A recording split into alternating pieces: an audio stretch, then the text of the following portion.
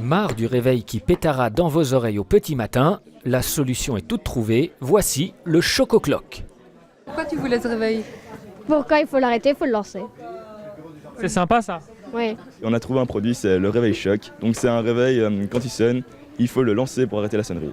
C'est dans le cadre des projets mini-entreprises que les 12 rhétoriciens de l'école Saint-Hubert ont développé ce concept et ce n'était pas gagné d'avance. Au début, on ne savait pas du tout quoi faire comme idée. Une fois qu'on a eu ça, on s'est dit ce sera impossible, mais si on y arrive, ça peut être énorme. Et on a réussi à trouver un fournisseur qui a répondu à nos appels. Donc maintenant, on a le produit en Belgique et c'est parfait, quoi. Une fois jeté, il sonne plus. Hein. Voilà, ça c'est la grosse critique qu'on leur a faite, effectivement.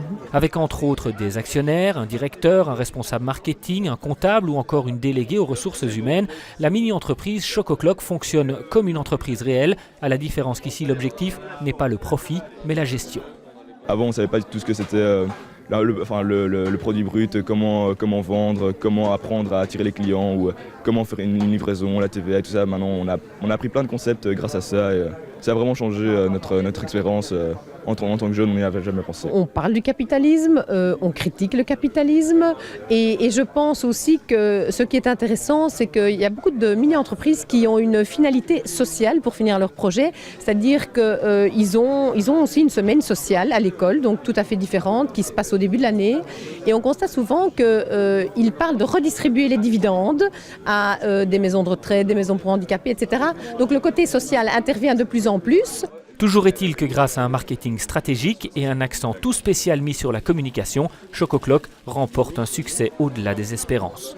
Notre seuil de rentabilité, c'est après 130 réveils vendus.